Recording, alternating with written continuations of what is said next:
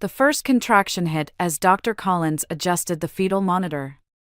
Through the haze of pain, I watched my husband Travis pace near the window, his phone screen glowing against his face. Another wave of pain crashed through me, and I gripped the metal rails of the hospital bed until my knuckles went white. "Almost there, Mabel," Dr. Collins said, his voice steady and familiar. "The baby's heartbeat is perfect." I nodded, too focused on breathing to respond. 12 hours of labor had stripped away any pretense of dignity, but I didn't care. Our daughter was coming, and nothing else mattered. Travis kept pacing, his footsteps marking time between contractions. He hadn't looked at me once in the past hour, but I blamed it on nerves. First time father jitters, I told myself. The same reason he'd been distant these past few months. Push, Mabel. Push now. The world narrowed to a pinpoint of pain and pressure. I screamed, pushed, and suddenly, there she was. Perfect. Beautiful. Real. "Congratulations," Dr. Collins said, placing her on my chest. "She's absolutely healthy." I counted her tiny fingers through tears, memorizing every detail of her face. "Travis, come see her. Come meet our daughter." He didn't move. "Travis?" When he finally turned, his face was hard, unrecognizable. "I want a DNA test." The room went silent. Even the machines seemed to hold their breath. "What did you say?" My voice came out as a whisper. "You heard me." He stepped closer, jaw clenched. "I want a paternity test. Now." The nurse froze, hands hovering over the blanket she'd been about to wrap around the baby. Dr. Collins straightened, his expression darkening. "Travis, this isn't the time or place," Dr. Collins started. "It's exactly the time and place." Travis cut him off, his voice rising. "Before any paperwork gets filed. Before any names go on birth certificates." I clutched our daughter closer, my body trembling. "How dare you? How fucking dare you? How dare I?" He laughed, a hollow sound that echoed off the sterile walls. "You're gone all hours with your cousin Sam. Always at his house, always having dinner with him and Emily. Did you think I wouldn't notice?" "Their family," I choked out. "They've been there for me while you've been working late every night for months." "Working late?" He sneered. "Is that what you tell yourself I've been doing?" The implications hit me like a physical blow. My arms tightened around our daughter, my daughter, as pieces clicked into place. The late nights. The hidden phone calls. The growing distance. "Get out." My voice was steel. "Not until I get that test." Dr. Collins stepped between us. "Mr. Thompson, I'm going to have to ask you to leave. Now." Travis's face twisted. "You can't stop me from demanding a paternity test. It's my right." "Your rights don't include traumatizing my patient minutes after delivery." Dr. Collins's tone left no room for argument. "Leave voluntarily, or I'll have security escort you out." Travis's gaze locked with mine over Dr. Collins's shoulder. "This isn't over." "You're right," I said, surprising myself with how calm I sounded. "It's just beginning." He stormed out, leaving behind the acrid taste of betrayal and the first seeds of rage. I looked down at my daughter, peaceful despite the chaos around her, and made a silent promise. Whatever game Travis was playing, whatever his real motives were, he would regret this moment for the rest of his life. I would make sure of it. 3 days after bringing Sophie home, I found Travis's wedding ring on the bathroom counter. He hadn't worn it to work, hadn't even bothered hiding that fact anymore. The gold band sat there like a taunt, catching morning light through the window. I picked it up, feeling its weight, so much heavier than it looked.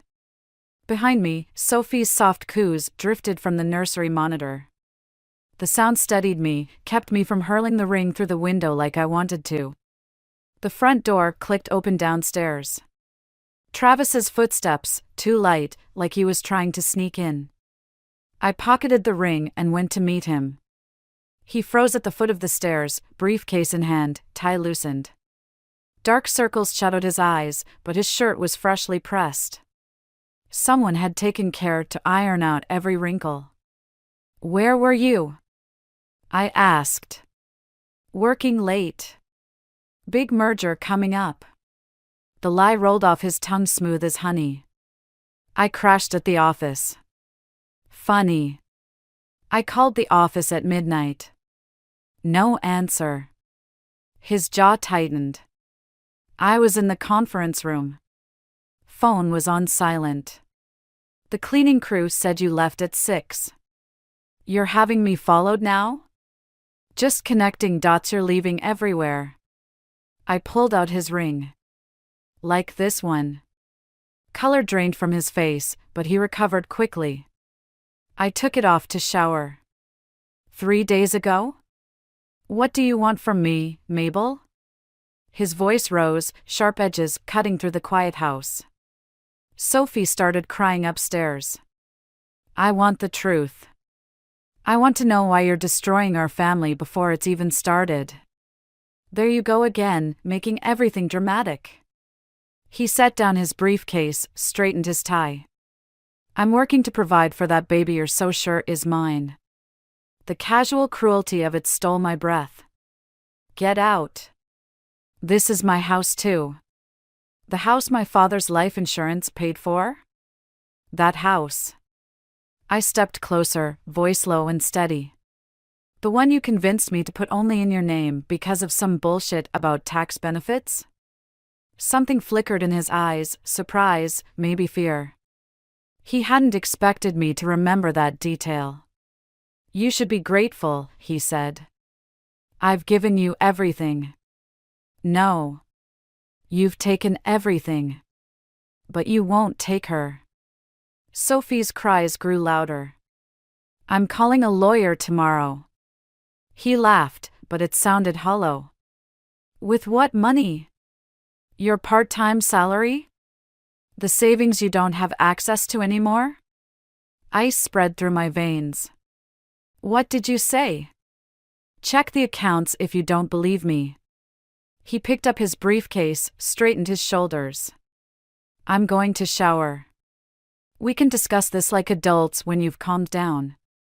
I watched him climb the stairs, each step deliberate and controlled. The moment he was out of sight, I grabbed my phone, logged into our joint account. Zero balance. Savings account?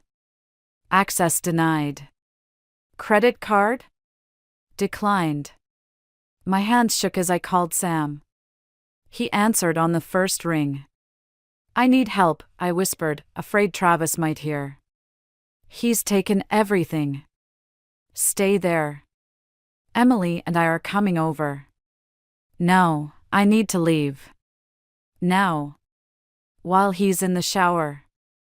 I was already moving, grabbing Sophie's diaper bag. "Can you meet me somewhere?" "Our place."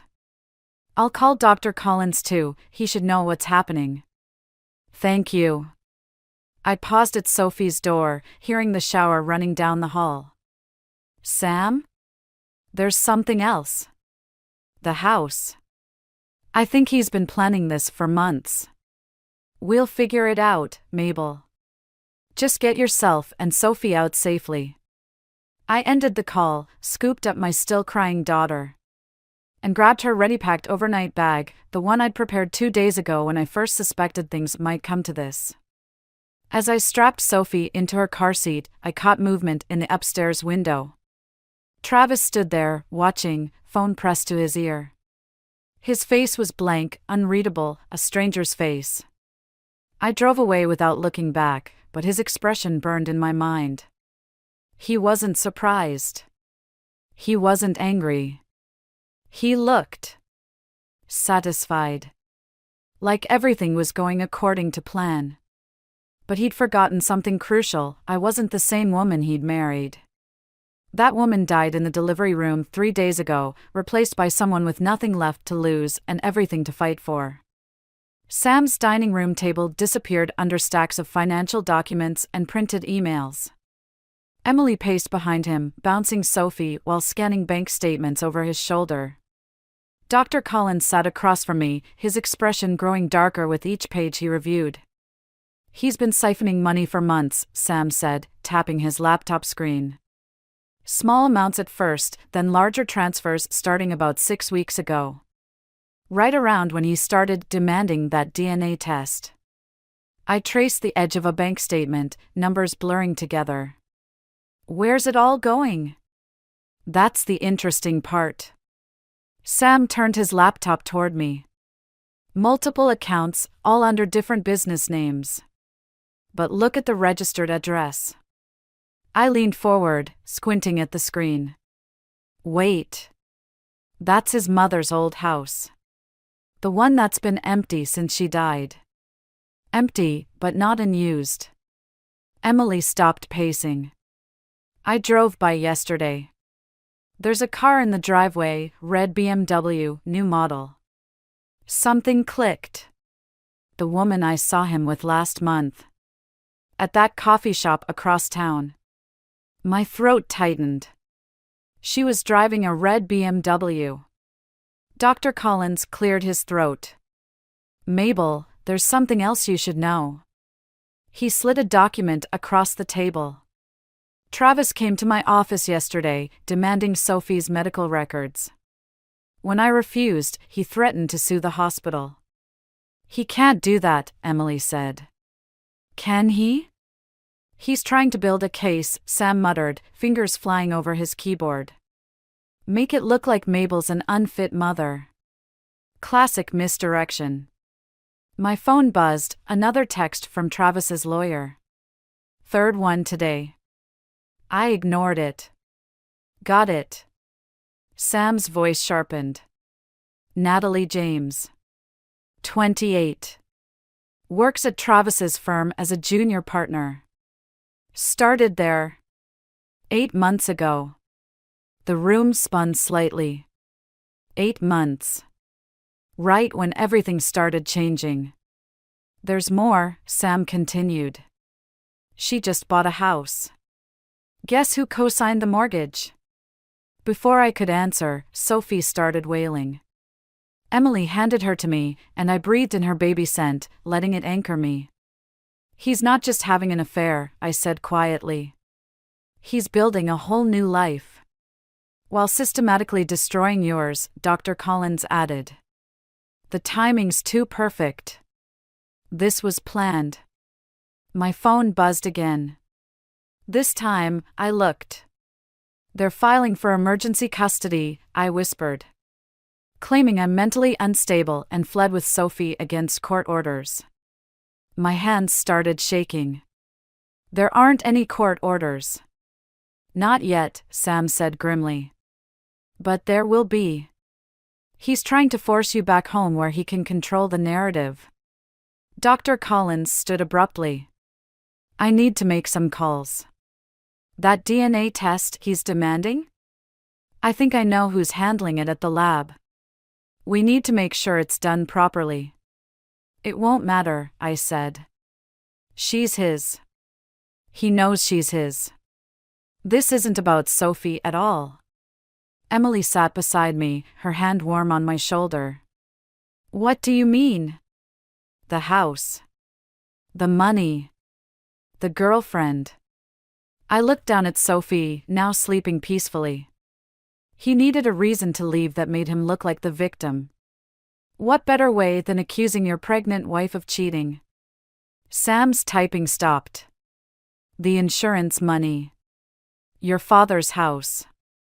He can't touch either if he's the one who leaves you." "But if I'm unfaithful? If I'm unstable?"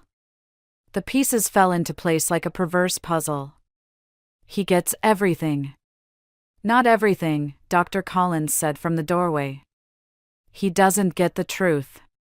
He pulled out his phone.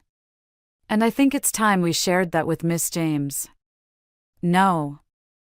I stood, decision crystallizing. Not yet. First, we need to know exactly what we're dealing with. Sam, can you trace those accounts? Find out what he's really doing with the money? Already on it. Emily, that BMW, think you could get its license plate? Maybe follow it? She smiled. I knew those stalking skills from my single days would come in handy. Dr. Collins? I turned to him. I need one more favor. He nodded. Name it. Help me protect Sophie. Whatever happens next, she needs to be safe. You have my word. He paused. Your father would be proud, Mabel. He always said you were stronger than anyone knew. I looked around the room at these people who'd become my fortress, then down at my daughter, the one pure thing in this mess of lies. Travis wants to play games? I said softly. Fine. Let's play. The courthouse loomed gray and imposing in the morning light. I adjusted Sophie's carrier, her warm weight against my chest the only thing keeping me steady. Emily squeezed my hand as we climbed the steps, Sam and Dr. Collins flanking us like guards. Remember, Sam whispered, let the lawyer do the talking. The emergency custody hearing. Travis's latest move in a game I was only beginning to understand. We pushed through heavy doors into fluorescent-lit halls that smelled of dust and desperation. Travis stood outside courtroom 3, designer suit pristine, talking quietly with a woman I didn't recognize. When he saw us, his expression shifted, something predatory flickering behind the professional mask. Mabel. He stepped forward, voice dripping concern. You're looking tired. Maybe this could have been avoided if you'd just come home. Before I could respond, Dr. Collins moved between us. Save it for the judge, Mr. Thompson. The woman beside Travis cleared her throat. Dr. Collins. I wasn't expecting to see you here. Miss James, I presume? Dr. Collins's voice carried just enough volume to echo. Interesting choice of venue for your first meeting with Travis's wife. The woman, Natalie, paled. Her eyes darted between Travis and Sophie, realization dawning in slow, horrible waves. Wife? She took a step back. You said you were separated. That the baby? Natalie, not now.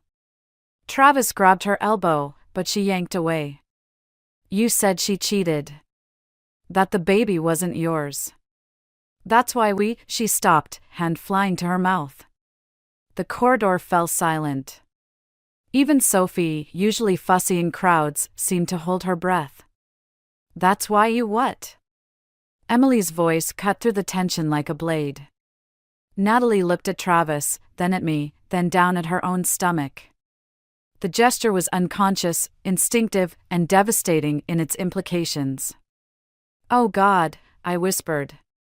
Travis's lawyer appeared, trying to hustle everyone into the courtroom, but the damage was done. I watched Natalie flee down the hallway, heels clicking against marble, leaving behind the wreckage of her revelation.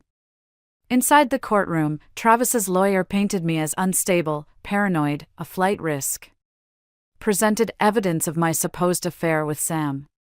Demanded immediate return of Sophie to the family home, to Travis's custody.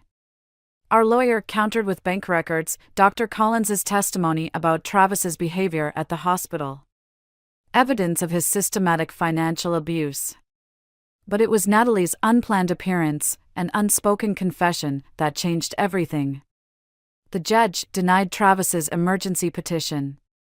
Granted me temporary full custody. Ordered Travis to restore access to our accounts pending a full hearing. This isn't over, Travis hissed as we left the courtroom. You have no idea what you're dealing with. I turned to face him, really looked at him for the first time since Sophie's birth. The man I'd married was gone, replaced by someone I never really knew. You're right, I said quietly. It's not over. Because now I know why you needed that DNA test. Why you needed me to be the villain in your story. I adjusted Sophie's carrier, making sure Travis could see his face, in miniature. You needed an escape plan before your new baby arrives. Before anyone could question the timing. He flinched. Actually flinched. Mabel. Sam's voice, urgent. We need to go. Now. In the parking lot, Emily grabbed my arm. Look. Natalie stood by Travis's car, phone in hand, scrolling through what looked like photos. Even from a distance, I could see her hands shaking. Think she's finding out the truth? Emily asked. She's finding out his truth, I corrected. The same lies he told me, probably. The same promises. Sam checked his phone. My contact at the firm just confirmed Natalie's been promoted to full partner. Youngest in the company's history. Just like Travis promised me that house would be in both our names. I watched Natalie drop her phone, saw her shoulders start to shake. He's not just building a new life. He's recreating his old one.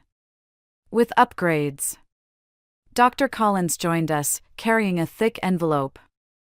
The DNA results you never asked for, but Travis demanded. Proof Sophie is his, not that you needed it. No, I said, watching Travis rush to Natalie, trying to explain, to control the situation just like he'd done with me. But I think I know someone who might want to see them. I took the envelope, made a decision. Emily, still got Natalie's license plate? She nodded. Good. Because I think it's time she learned exactly what kind of man she's carrying a child for. The coffee shop was empty except for Natalie, who sat in the corner booth, both hands wrapped around a cooling mug. Her designer blazer couldn't hide the slight swell of her stomach. 3 months, maybe 4. I slid into the seat across from her, placed Sophie's carrier beside me. Natalie's eyes fixed on my daughter's sleeping face. She looks like him, she whispered. That's why he wanted the DNA test. To create doubt. I pulled out the envelope Dr. Collins had given me. But there isn't any. Her fingers trembled as she opened it, scanning the results. He told me you trapped him. That the baby wasn't his. She looked up, eyes red-rimmed. He said a lot of things. About the house in his mother's name? I watched her flinch. The joint accounts you opened together? How did you? Because he did the same thing to me. Different house, different accounts, same promises. Sam's text lit up my phone, files downloaded. You were right about the offshore accounts. He's been moving money, I said, sliding my phone across the table. Look at the dates. Natalie scrolled through Sam's findings, color draining from her face. These transfers. They started right after I told him about, she pressed a hand to her stomach. Right after he started accusing me of cheating. I kept my voice steady. Right after he convinced you to sign those partnership papers.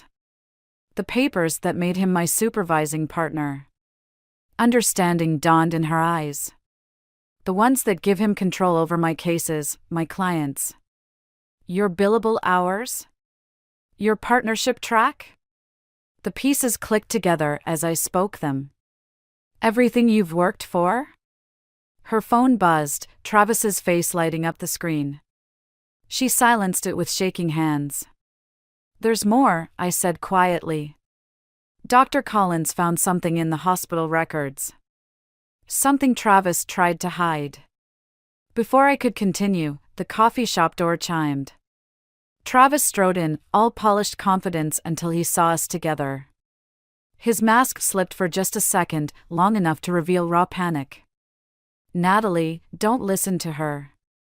He reached for her arm. She's unstable, remember? The court documents prove it. The ones your lawyer fabricated? I stood slowly. Or the ones Dr. Collins is submitting to the medical board about your attempted tampering with hospital records? You're lying. but his voice wavered. About the vasectomy you had 3 years ago? The words hit him like physical blows. The one you got right after telling me you wanted to start a family? Natalie made a small, broken sound. What? Check his medical records, I said, never taking my eyes off Travis. The ones Dr. Collins found when you demanded Sophie's DNA test. Funny how that worked out, isn't it? Travis lunged for my phone on the table, but Natalie was faster. She clutched it to her chest, backing away from him. Don't, she whispered. Don't you dare. Baby, let me explain. Like you explained about being married? Her voice rose. About the house? The accounts? About being physically incapable of fathering my child? The coffee shop had gone silent. Even Sophie slept on, oblivious to the destruction unfolding around her. Who is it? Natalie's question cut through the quiet. Which of my clients did you push me to work late with? Was it all just part of your plan? Travis's face hardened. You ungrateful bitch. Both of you. After everything I've given you. Given? I laughed, the sound sharp enough to make him step back. You've only taken. From both of us. But here's what you didn't count on. I nodded to the window where Sam stood, phone raised, recording everything. We're not playing your game anymore. Natalie straightened, wiped her eyes. I want a full audit of my cases. And a paternity test. She grabbed her bag. And Travis? My father's still on the ethics board. Thought you should know that. She walked out, head high, leaving Travis standing there as his carefully constructed world began to crumble. I gathered Sophie's carrier, paused beside him. You wanted a DNA test so badly? Congratulations. You just destroyed yourself with one. His response was lost in the sound of police sirens approaching, right on schedule, thanks to Sam's evidence of financial fraud. Sometimes, I realized, the best revenge isn't about getting even. It's about getting free. The police station's fluorescent lights cast harsh shadows across Travis's face as they led him away in handcuffs. Financial fraud. Evidence tampering. Attempted coercion. The charges kept mounting, but I felt hollow inside, watching his destruction unfold. Mrs. Thompson? A detective appeared beside me, holding a stack of files. We found something else you should see. I followed her to an interview room, leaving Sophie with Emily in the waiting area. Sam and Dr. Collins were already inside, faces grim. There were other women, the detective said, spreading photos across the table. Before you. Before Natalie. Each photo told the same story, different women, same pattern. Houses in his mother's name. Joint accounts drained dry. Lives systematically dismantled. He's done this before? My voice sounded distant, strange. 3 times. Sam picked up one photo. All professional women. All pregnant when he left. The children? None were his. Dr. Collins's voice was gentle. The vasectomy was 9 years ago, not 3. Everything was a lie, Mabel. From the very beginning. The room tilted sideways. I gripped the table edge, bile rising in my throat. But Sophie is yours, Dr. Collins said quickly. The DNA test proved that. But Travis isn't her father. Memory hit like a physical blow, that Christmas party last year. The drink that tasted strange. The morning I couldn't quite remember. Oh God. The pieces clicked together with sickening clarity. He planned it. All of it. We found these in his private email. The detective slid over printed messages. He tracked your fertility cycle.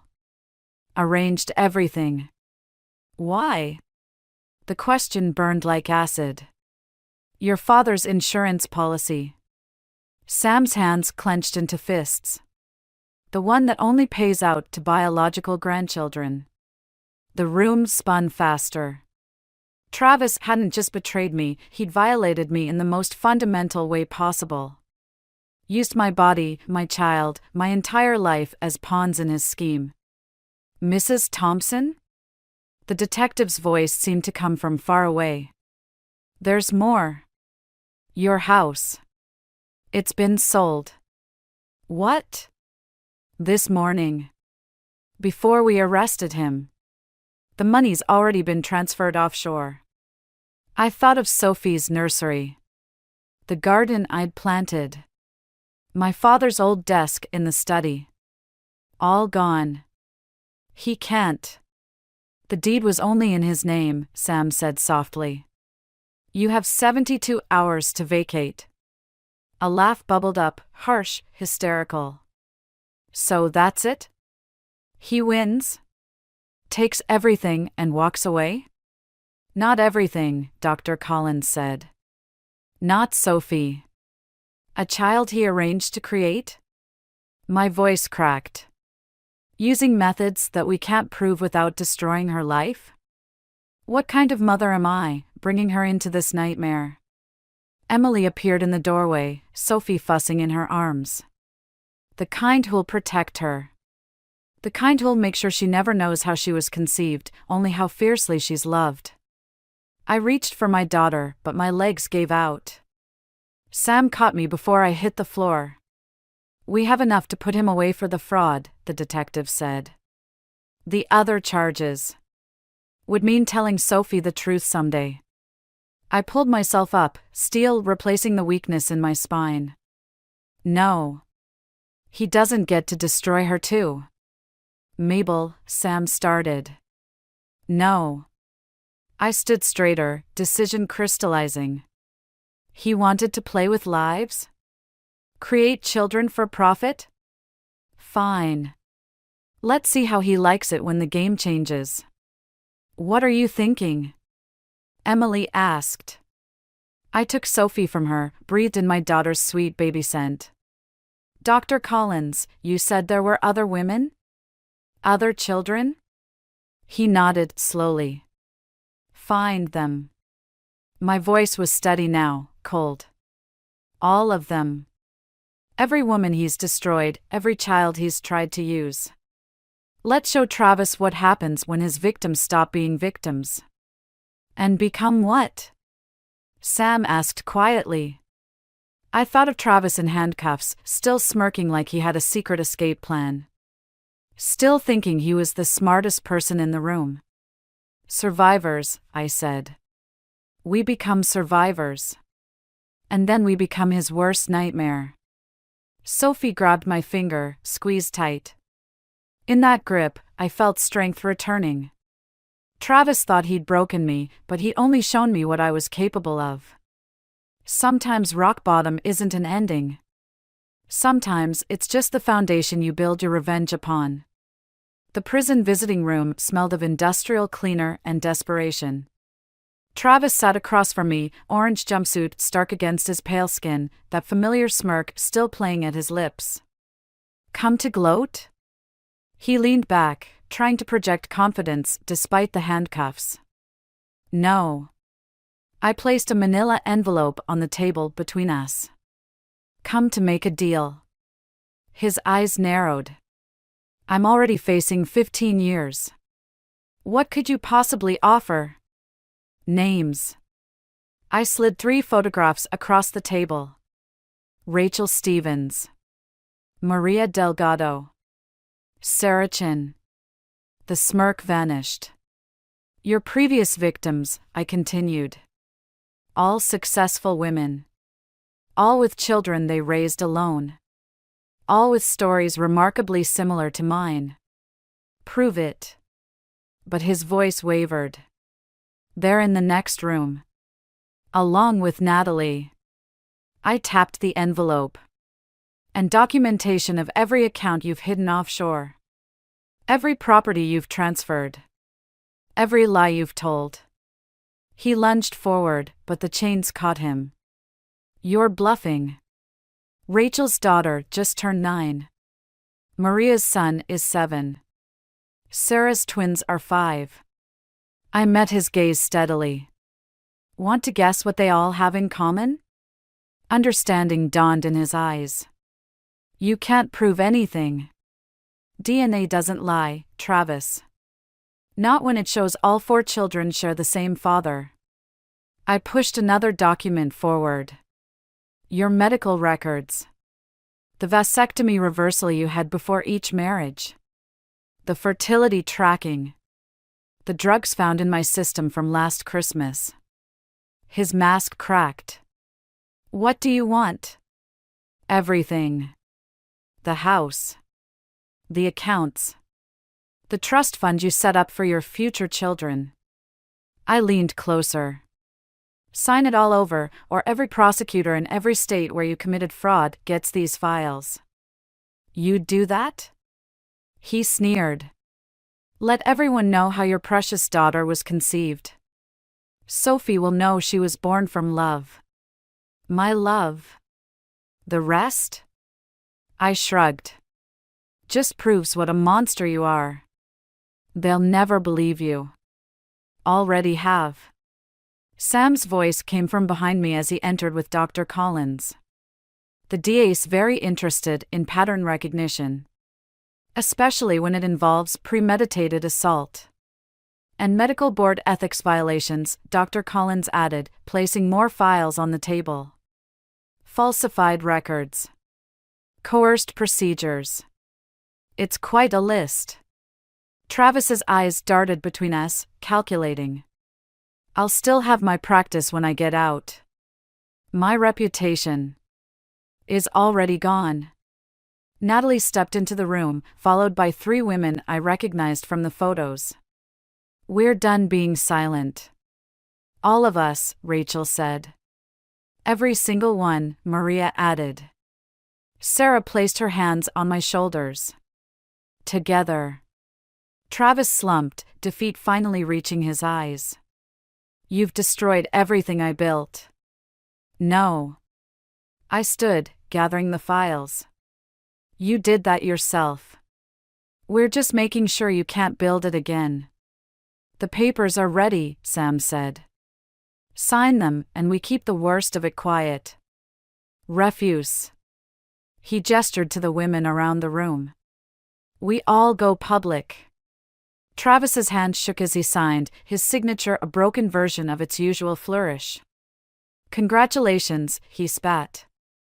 You got your revenge. This isn't revenge. I gathered Sophie's carrier from where Emily waited by the door. This is justice. For every woman you hurt. Every child you tried to use. And this? He nodded at Sophie, one last attempt to wound.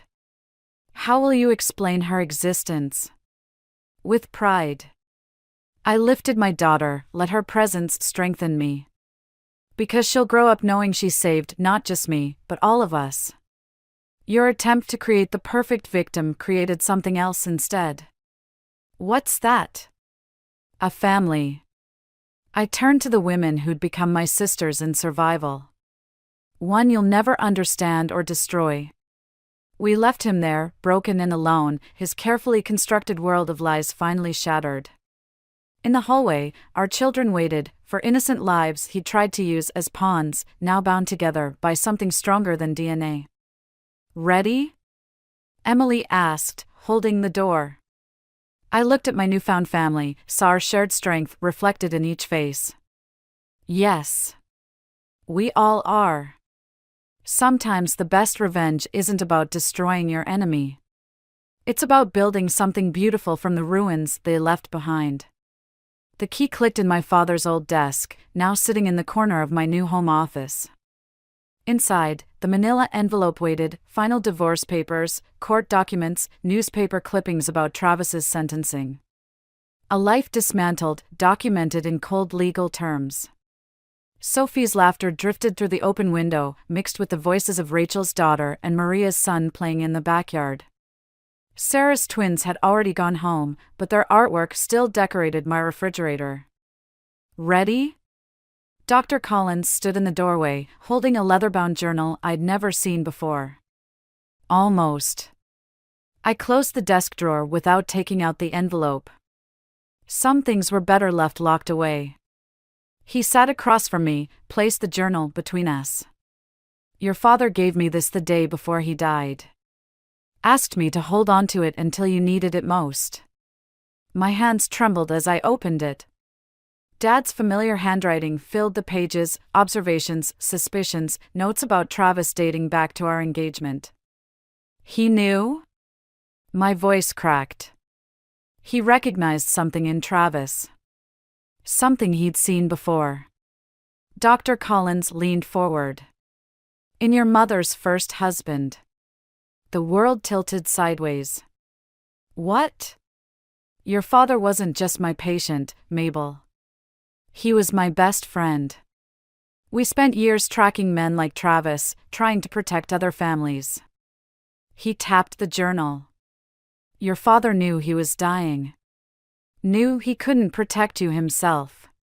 So he left breadcrumbs, the insurance policy, the medical records I had access to, even the connection to Natalie's father on the ethics board.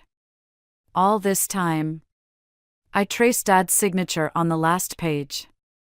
He was still watching over me. A crash from outside interrupted us. I rushed to the window, but it was just Sophie knocking over the soccer goal. Emily helped her set it right while Sam recorded everything on his phone, probably for the documentary he was making about Travis's victims, no. Survivors. Your father would be proud, Dr. Collins said softly. Not just of how you survived, but of what you built afterward. He was right. The support group we'd started was helping other women recognize the warning signs. The foundation, funded by Travis's seized assets, provided legal aid to those trapped in similar situations. Even Natalie had found her place, using her law degree to advocate for stronger fraud protections. There's something else. Dr. Collins pulled out an envelope. The ethics board's final decision came today. They're not just revoking Travis's medical license, they're reviewing every case he ever handled. How many? Dozens. Maybe hundreds. He sighed. Some wounds we can heal. Others we can prevent. I stood, decision made. The Foundation's next project, tracking down every patient he might have hurt. Offering help, support, whatever they need. Using his own money to undo his damage? Dr. Collins smiled. Perfect justice. A small hand tugged at my skirt. Sophie stood there, grass-stained and grinning, holding up a dandelion. Behind her, Rachel and Maria chatted on the patio while their children played. Emily arranged snacks while Sam edited footage on his laptop. My new family, built from the ashes of Travis's destruction. For you, Mama, Sophie said, offering the dandelion. I lifted her onto my lap, breathed in the scent of sunshine and childhood. Make a wish? She blew, sending white seeds dancing through the air. Some would take root, I knew. Grow strong despite harsh conditions. Transform into something beautiful and resilient. Just like us. Dr. Collins gathered his things to leave, but paused at the door. Your father's last note, the one he wrote just for you. Did you want to read it? I looked at Sophie, at the family gathering in my backyard, at the Foundation paperwork on my desk. At all the ways love could triumph over hate, truth over lies, justice over revenge. No, I said softly. I think I already know what it says. Because in the end, Dad had given me everything I needed, not just the tools to survive Travis, but the strength to build something better from the wreckage. Something that would help others find their way out of darkness. Sometimes the best revenge isn't about destroying your enemy's world. It's about creating a better one in its place.